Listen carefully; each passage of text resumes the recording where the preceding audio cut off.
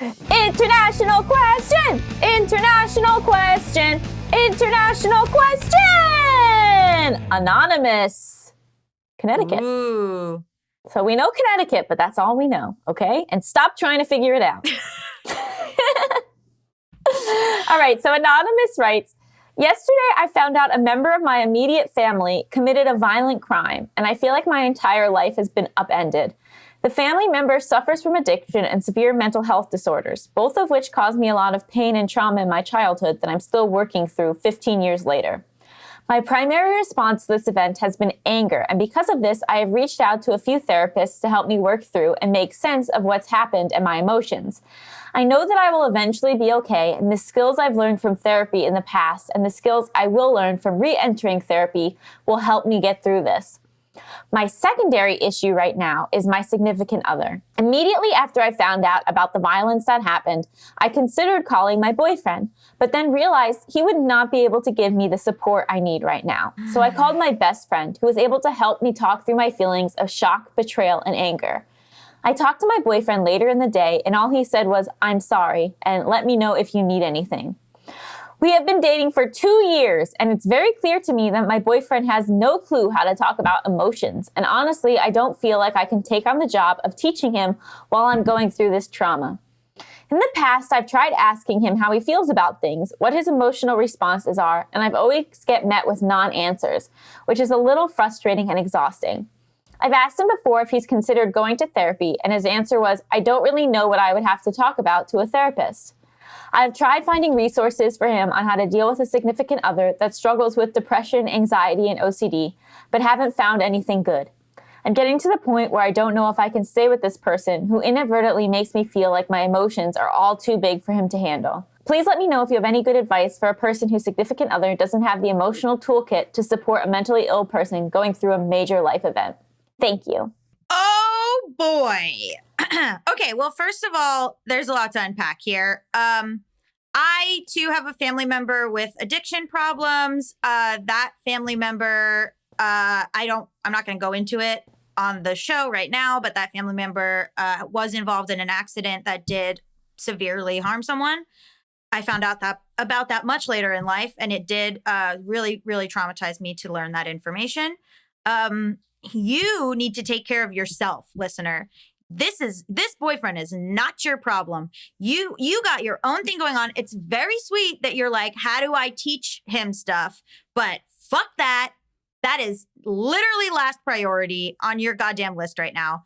You have to take care of yourself. You looking for therapists for yourself is you being proactive, you wanting to make sure that you handle this and that you process all of this correctly and in a way that is healthy is top priority. And the fact that you felt like you couldn't talk to your boyfriend about this, and that was not, obviously, like, friends are important, and it's okay that you felt like you could call your friend first and blah, blah, blah, and your partner can't be everything to you. But no, you can't also be teaching this person how to have emotions or how to, or convincing them to go to therapy or whatever else. Like, you are the priority. This is your trauma. And this person, no. I had a bit of a more nuanced reaction than Gabby. My boyfriend, you wrote that email to me. You sent me that email, and my response was, fuck that boyfriend. So, first of all, in terms of resources, that's exactly what the book I've been working on is about. It's about how to date with anxiety, OCD, and depression, and also how to talk to your partner about that. And it's also, I think, hopefully will be a good resource for partners to read who don't totally understand how their partner's brain works or how these disorders can manifest. So I'm hoping to fill that gap in right now, May 2022. But it's tough, right? So right now, obviously, the point is not him, and you have to do what you have to do. But something I've thought about a lot is like, what is the right amount of emotional support to expect from your partner? And not to make huge generalizations, but I think sometimes straight men tend to go to, how do I fix this? And if they cannot fix this, then there is nothing to discuss in a lot of ways. I can be that way too, just FYI, but Yeah, like so I guess certain people, right? So certain people, if all that is needed is just listening or like potentially asking questions that just allow for the person to process more, that doesn't always come naturally to everybody. Right. And so the question is, not right now, because right now, like Abby said, you are dealing with yourself. You are the priority. You're taking care of yourself. And I actually think it's really smart that you called your best friend instead of your boyfriend. I think that was like you realizing that this story that like your partner should be your everything is false, and that sometimes you need somebody else's type of support is like really great and very self-aware. I think that when you get to a place maybe where you're have processed the trauma, where you're feeling a little bit more settled, I think it is, since you have invested 2 years in this person. Yeah.